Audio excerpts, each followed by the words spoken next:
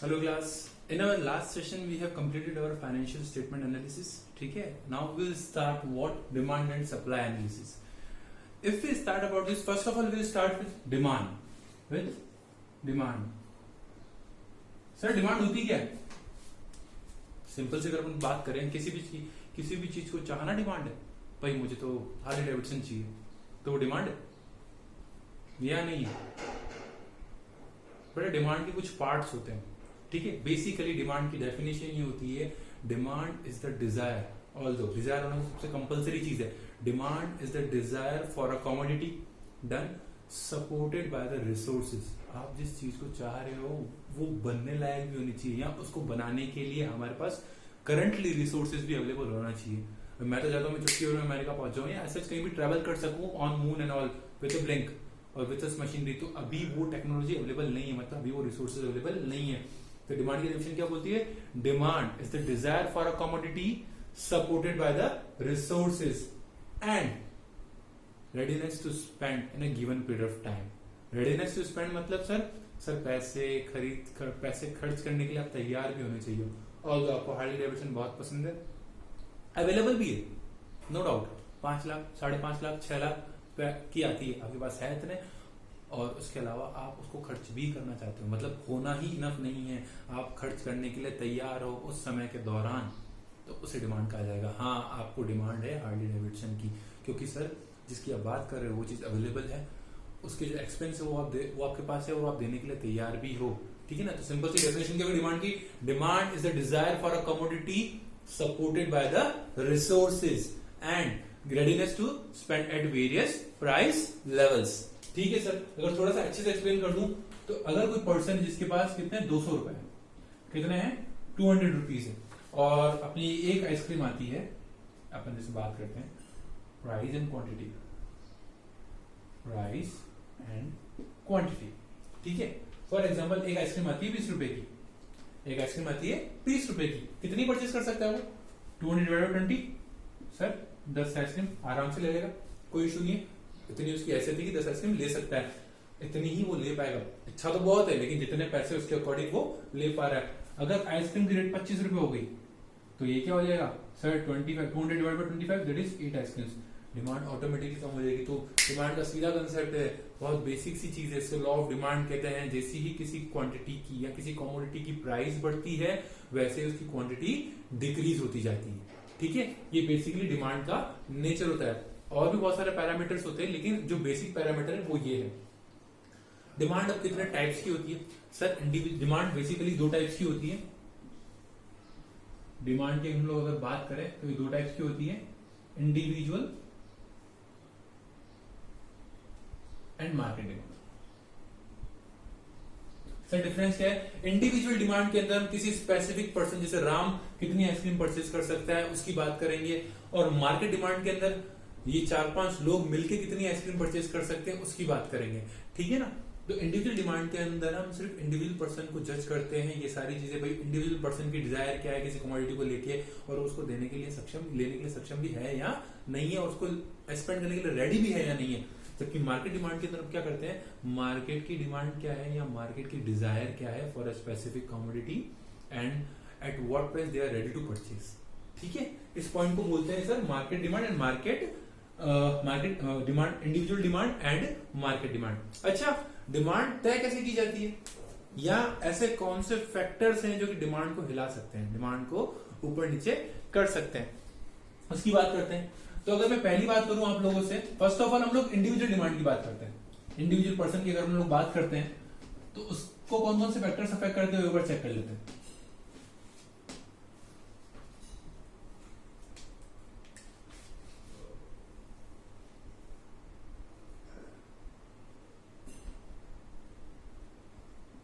Determinants of individual demand.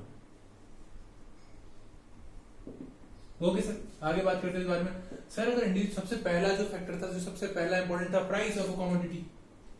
First तो क्या था? Price of commodity. सर सीधी सी बात है, प्राइस इंक्रीज होगी तो क्वांटिटी डिमांडेड क्या होगी? Decrease. Just vice versa, price decrease होगी तो क्वांटिटी डिमांडेड क्या होगी, इंक्रीज। अभी आइसक्रीम की वैल्यू 20 रुपए से 15 रुपए हो जाती है, डेफिनेटली डिमांड बढ़ जाती है। हाँ यार हमको भी दिला दो, हमको भी दिला दो। बेसिक सी बात करता हूँ, जब भी किसी शॉपिंग मॉल में डिस्काउंट ऑफर्स निकलते तो कैसे हम लोग जाते हैं, हाँ यार बीइंग ह्यूमन की जैकेट्स मिल रहे हैं, टी शर्ट्स मिल रही है सस्ते में, 50% ऑफ 60% ऑफ, क्या हो रहा होता है, प्राइस डिक्रीज होती तो वैसे वैसे लोग लेने चले जाते जो कि बेसिकली परचेज करने का मूड भी नहीं होता है, लेकिन उनका भी मन हो जाता है देख के हाँ यार प्राइस कम है, अब हम लोग परचेज कर सकते हैं। तो सिंपल सी क्या बात है, प्राइस इंक्रीज होगी तो क्वांटिटी डिक्रीज हो जाएगी डिमांडेड, और अगर प्राइस डिक्रीज होगी तो क्वांटिटी डिमांडेड इंक्रीज हो जाएगी। आगे बात करते हैं sir income of house hold, income of house hold. बेटा एक ये भी फैक्टर होता है डिमांड को लेके कि सर अगर हमारी जो हाउस होल्ड इनकम है, सबकी जो घर में मिला के इनकम है, अगर वो डिक्रीज हो रही है उस केस में क्या होगा, अगर इनकम हमारी डिक्रीज होगी तो हमारी क्वांटिटी डिमांडेड भी डिक्रीज होगी। हम उस कमोडिटी की बात नहीं कर रहे हैं, हमारी इनकम की बात कर रहे हैं। हमारी इनकम कम हो रही है तो हमारी डिमांड भी कम हो रही है। जैसे अभी क्वारंटाइन के दौरान किसी की कोई इनकम नहीं है, कहीं से पैसा आ नहीं रहा है, तो हम लोग बहुत सोच समझ के खर्च कर रहे हैं, अजाया खर्च नहीं कर रहे हैं, मतलब फालतू खर्च नहीं कर रहे हैं, जो नेसेसरी थिंग्स है उसी पे खर्च कर रहे हैं। तो हमारी डिमांड काफी सारी चीजों लेके क्या हो गई, कम हो गई। अच्छा अगर हमारी इनकम बढ़ेगी तो क्वांटिटी डिमांडेड भी बढ़ेगी डेफिनेटली। जब दीपावली के टाइम पे सबकी इनकम जोरदार होती है, सब खुल्लम खुला खर्चा करते हैं, सबको बोनस मिला हुआ होता है, बिजनेसमैन भी खुश होता है, सब लोग आगे होकर खर्च करते हैं, हाँ यार ठीक है खर्च करते हैं। जो बेसिक गुड्स है उस पर ही अप्लाई होता है, लेकिन इसका एक्सेप्शन है, उसको बोलते हैं गिवन गुड्स, या अपन बोलते हैं गिवन गुड्स कह सकते हैं आप लोगों से। उसका पर्पस, उसका मतलब क्या होता है सर, सर जो भी ऐसे गुड्स होते हैं जो कि इंफीरियर लेवल के होते हैं, इंफीरियर लेवल की कैसे, जब भी हमारी डिमांड या जब भी हमारी जो इनकम्स कम हो जाएगी, इनकम होगा, हम लोग प्राइम जो we can say that inferior goods, the best word is inferior goods, हम इंफीरियर गुड्स की तरफ चले जाते हैं। भाई पहले महंगे कपड़े पड़ते थे, अब थोड़ा सा ठीक है कॉमन ले लेते हैं। फूड ग्रेन्स की अगर हम बात करते हैं, अगर एकदम से इकोनॉमी नीचे आ जाए तो फिर सब लोग सिंपल फूड भी लेने लग जाते हैं, सिंपल ग्रेन्स भी लें, भाई हाँ ठीक है बासमती नहीं तो सिंपल भी चलेगा या सिंपल फूड भी चलेगा। तो जब भी इनकम स्लो हो जाती है तो इंफीरियर गुड्स की डिमांड बढ़ जाती है, लग्जरी गुड्स कम हो जाते हैं और इंफीरियर गुड्स की डिमांड एकदम से बढ़ जाती है। अभी लॉकडाउन के दौरान मैक्सिमम गुड्स जो ब्रेड्स वगैरह है, ब्रेड नमकीन या जो सिंपल थिंग्स है, सबसे ज्यादा बिक्री। क्यों सर, हर कोई ये चाहता है कि हाँ ठीक है आगे जाके अगर फूड थोड़ा कम पड़ गया, सब्जी अगर नहीं मिली तो ब्रेड या नमकीन से काम चला लेंगे। इंफीरियर गुड्स की डिमांड एकदम से बढ़ गई, ऑल्दो हमें पसंद नहीं है, लेकिन क्या है अगर जरूरत पड़ेगी तो सबसे बेस्ट ऑप्शन ये रहता है। तो जब भी हाउस होल्ड इनकम कम होती है तो इंफीरियर गुड्स की डिमांड बढ़ जाती है। तो इसका एक एक्सेप्शन क्या है, इंफीरियर गुड्स। इस केस में जस्ट उल्टा होगा, इनकम कम होगी तो क्वांटिटी डिमांडेड इंक्रीज हो जाएगी, इनकम बढ़ेगी तो क्वांटिटी डिमांडेड डिक्रीज हो जाएगी। कोई दिक्कत यहां तक? अगर हम इसके आगे बात करना चाहें तो हम आगे कह सकते हैं कि प्राइस ऑफ रिलेटेड गुड्स, जो एक पॉइंट आता है price of related goods. Sir ये क्या होता है, इसकी भी बात कर लेते हैं।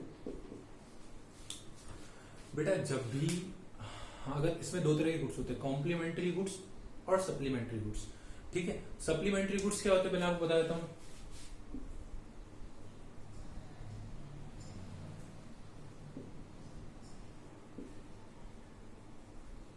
बेटा ये वो चीज होती है जिसका सब्स्टिट्यूट अवेलेबल है, जैसे चाय का कॉफी।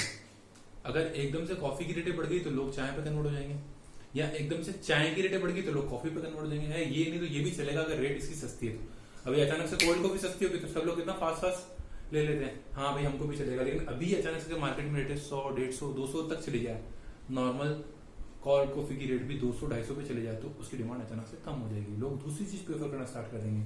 तो क्या होता है जब भी किसी सप्लीमेंट्री जो गुड्स है, अगर प्राइस बढ़ रही है, प्राइस ऑफ सप्लीमेंट्री गुड्स, और यहाँ पे क्वांटिटी डिमांडेड, ठीक है। अगर किसी सप्लीमेंट्री गुड्स की प्राइस अगर इंक्रीज होती है तो हमारे गुड्स की डिमांड क्या हो जाएगी, इंक्रीज। सप्लीमेंट्री गुड्स मतलब सर अगर कॉफी की डिमांड एकदम से कॉफी की अगर प्राइस एकदम से इंक्रीज हो जाती तो चाय की डिमांड बढ़ जाएगी। तो सर अगर सप्लीमेंट्री जो गुड्स है, हमारा कॉफी है, अगर उसकी डिमांड उसकी प्राइस इंक्रीज होगी तो हमारी चाय की प्राइस बढ़ जाएगी। अगर उसकी प्राइस कम हो गई तो हमारी डिमांड भी कम हो जाएगी। अचानक से कॉफी की रेटें कम हो गई और उसके चाहने वाले तो उसकी तरफ चले जाएंगे, तो चाय की डिमांड अपने आप कम हो जाएगी। तो सप्लीमेंट्री गुड्स की अगर कभी भी अगर रेट बढ़ती है तो हमारी डिमांड बढ़ जाती है, सप्लीमेंट्री गुड्स की अगर रेट कम होती है तो हमारी डिमांड भी कम हो जाती है, मतलब पॉजिटिव रिलेशनशिप है। अगर हम बात करते हैं कॉम्प्लीमेंट्री गुड्स की,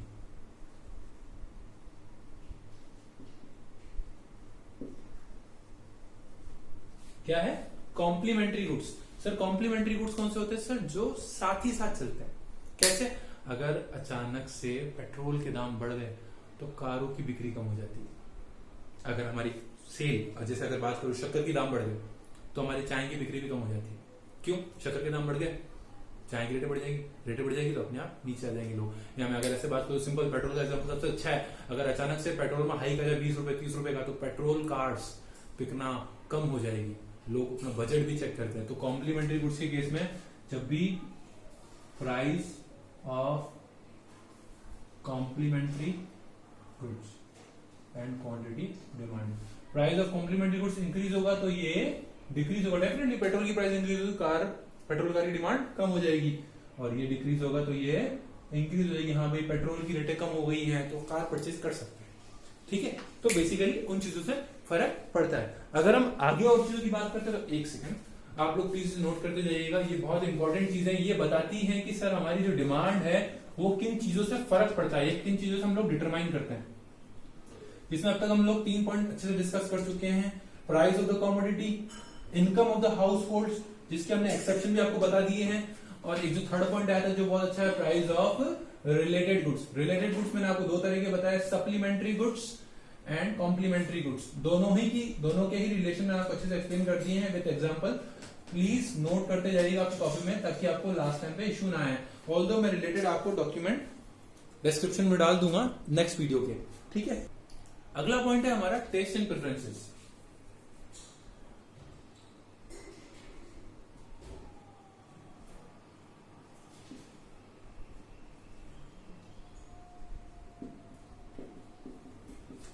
ठीक है, टेस्ट एंड प्रेफरेंस की अगर हम लोग बात करते हैं, सर अगर टेस्ट ही चेंज हो गया, सर अगर किसी चीज को लेके आपका टेस्ट चेंज हो गया या हमारी प्रेफरेंस चेंज हो गई, तो क्वांटिटी डिमांडेड भी।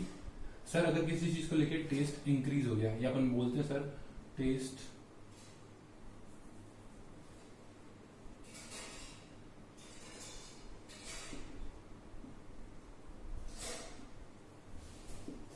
ठीक है, चेंजिंग टेस्ट अगर पॉजिटिव है, पॉजिटिव कैसे, मतलब चीजें इसकी तरफ आकर्षित होते जा रहे हैं लोग। तो जैसे आईफोन था, बीच में हम लोग इतना ज्यादा पसंद कर रहे थे, वन प्लस था, एक तरह का टेस्ट बन चुका था लोगों का कि हाँ भाई वन प्लस ही चाहिए, वन प्लस 7 ही चाहिए, वन प्लस 8 ही चाहिए। रीजन भी कि सर हमारा टेस्ट सेट हो गया, हमको वही चाहिए। तो जब टेस्ट पॉजिटिव हो जाता है तो हमारी गुड्स की कीमत, जो डिमांड है वो इंक्रीज हो जाती है। इसका जस्ट उल्टा भी होता है। बीच में जब स्टार्टिंग अगर आपको बात बताऊं, नोकिया को हर कोई, इवन हमारे एरा वाला तो बहुत अच्छे से जानता है, नोकिया इतना फेमस था, ठीक है। तो उस समय तो बिल्कुल उसकी प्रेफरेंस सबसे ऊपर चलती थी, कभी किसी ने सोचा कंपनी नीचे आएगी।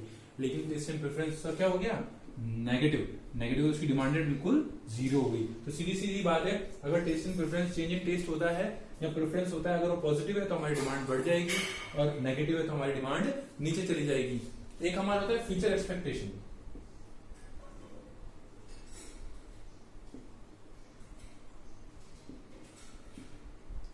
अगर हम फ्यूचर एक्सपेक्टेशन की बात करते हैं, किसी भी चीज को लेकर हमारी फ्यूचर एक्सपेक्टेशन है, अब सीधी बात है, हमें लगता है कि सर 2 दिन बाद या 10 दिन बाद हमारी किसी चीज की रेटें कम होने वाली, जैसे कभी अनाउंस होता है ना सर, कल से पेट्रोल की रेटें बढ़ने वाली है, ये कल से किसी चीज की रेट बढ़ने वाली है, तो हम लोग क्या करते हैं, उसकी डिमांड, अब फ्यूचर प्राइस एक्सपेक्टेशन, फ्यूचर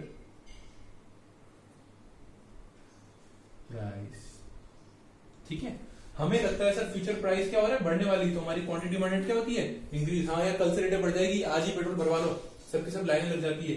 और जस्ट उल्टा भी होता है, पता पड़ जाए सर कल से या 2 दिन बाद से पेट्रोल की रेटें कम होने वाली है, हम आज भरवाते ही नहीं है, भले हमें जरूरत है, बोला 2 दिन बाद भरवाएंगे, कोई दिक्कत नहीं है। 2 दिन बाद तो उस समय क्या हो जाएगी, हमारी क्वांटिटी डिमांडेड डिक्रीज हो जाएगी। अगर हमें फ्यूचर, ये होता है फ्यूचर एक्सपेक्टेशंस का फर्क, अगर पॉजिटिव है तो बढ़ जाएगा, नेगेटिव है तो कम हो जाएगा, ठीक है। अगर हम आगे बात करते हैं इसके बारे में ठीक है, तो ये क्या होगा, determinants of individual demand. Determinants of market demand के बारे में हमारे नेक्स्ट वीडियो में बात करेंगे। इससे रिलेटेड कोई भी टॉपिक आपको नहीं समझ में आया तो प्लीज पूछिएगा, मैं आपको एक्सप्लेन कर दूंगा। ठीक है, okay, have a nice day.